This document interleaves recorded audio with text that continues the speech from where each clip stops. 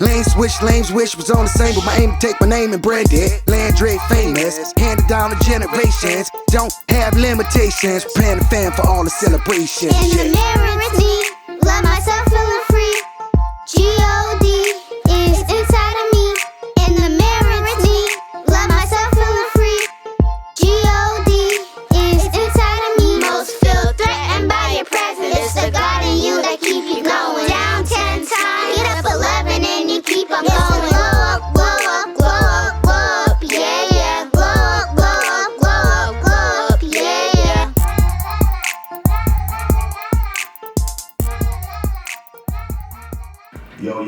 Yo, welcome back. This is episode 16 of Kindness University of Autism, Big Boxx. Lil Boxx. All right. And just keep going, from episode 15 to now. We were basically talking about around that time, that's when he was going through his evaluations. And he was talking to a lot of different people and then coming home and speaking on bullying and speaking on how people were treating him, etc. And I remember having to go through that serious talk with him, like, look, bro, I don't care what them people tell you. You know we love you. You know we here for you.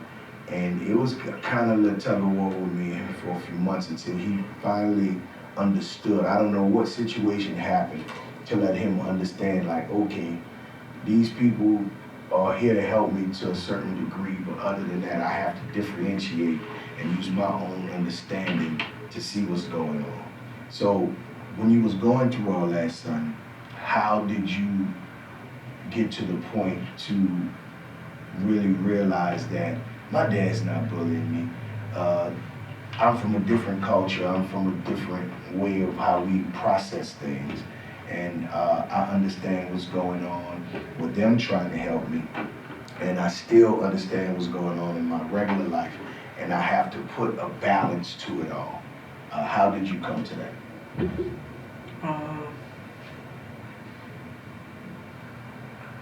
Basically, like when I start maturing. You started maturing. Okay. All right. So, okay. That makes sense.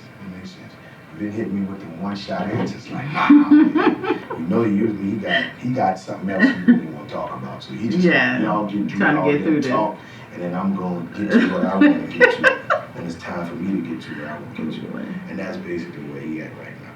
All right. And so so moving forward with the actual therapies and experiences from us as a whole, as a family, and when we accepted things and how we navigated with those needs that he needed and going through the therapy base. So how was that? How was your perspective on that?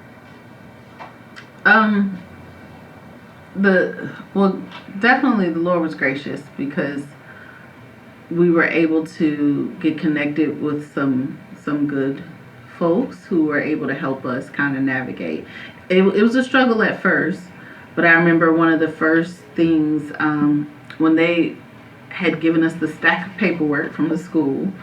Actually, I don't know if you remember, the first few times that he was evaluated, the thought process was that it would be something more, such as autism, but it ended up just being speech.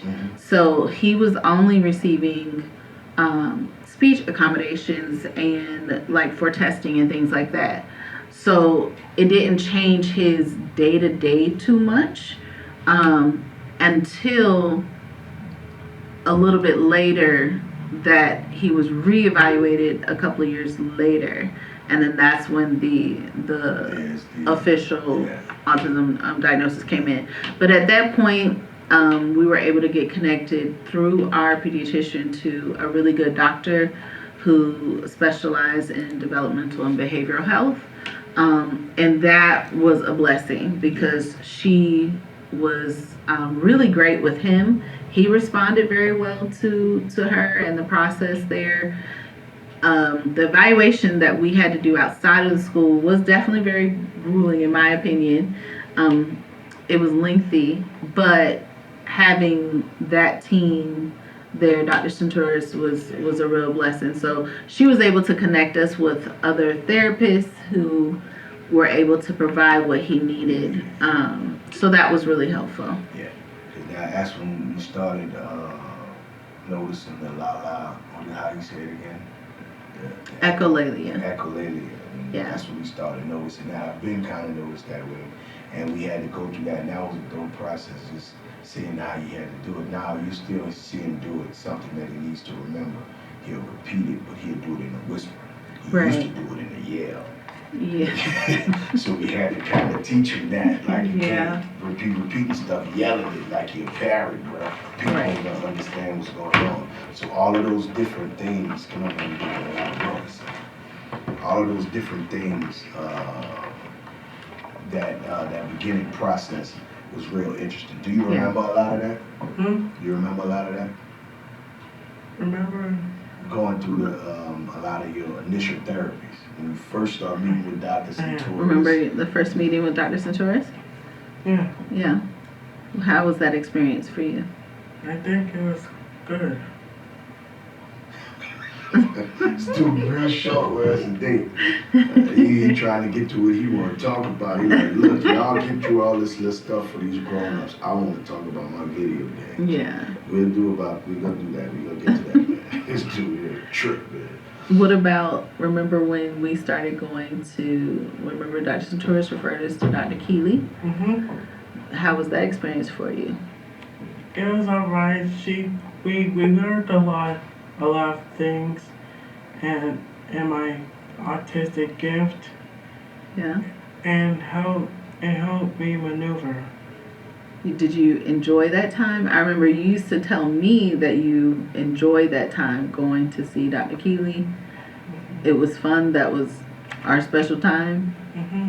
Now, was it our special time because you were talking to Dr. Keeley, or was it because you get stopped and get food sometimes afterward? Both, yeah. But see, what a lot of people don't know is that's where Kindness University of Autism really started. So if you scroll through the hashtag on Instagram, you could go back a few years. And that's what he told me. He said, Dad, I want to do a talk show called Kindness University of Autism. So, and this was pre-pandemic. Yeah. You see what I'm saying? When you wanted to do it. Should I tell him how I got the idea? You can tell him, go ahead and tell him how you got the idea. I know, you guys might probably be wondering why. Where did I get the idea from it? Well, basically, I got the idea from a scene from Ghostbusters 2, the classic Ghostbusters 2, where Peter Venkman started his own show talking to psychics. Okay. And I just got, and that's exactly how I got the idea. Okay. Cause I just remember he just said we was together and he said, and I said, you want to say something for the video? What did you learn in therapy today? And he said we could do it like a talk show, Kindness Universe, Kindness, the universe of the autism. And that's what I was like, you know, you just want to see Kindness Universe, Kindness Autism. It was some kind of, I was trying to tell him, redo it, and he was just like, no. I got to make it like this. You got to understand this is comic world. And I was like, okay, then this is how we going to actually do it. Okay, and before wrapping up this actual episode, got maybe a minute and a half. So just this, Dave, if you can expound on this, just the process of finding the assistance groups and all of this, was it rather easy or difficult navigating the drug? Difficult. It was difficult. Okay. Mainly because there was a lot of information online in general, but trying to get plugged in was hard. His therapist at the time, Dr. Keeley, she, whenever she would come across anything, she would refer it to us. So, for instance, there was just a flyer that came across her desk about the social groups. And so she handed that information to us, and then from there we were able to connect with them, and he enjoyed that. But it wasn't easy. It was something we had to really dig. Even to this day, it's something we got to work at. All right. And this will be wrapping up episode 16. To be continued, we're coming to episode 17 next. So always remember, one life, one love, one God. Remember to be royalty. Big Boxx Lil Boxx. signing off. Countess University Autism. Peace. Boxx-A-Million. Boxx-A-Million. Boxx-A-Million. Mighty Lion of Judah.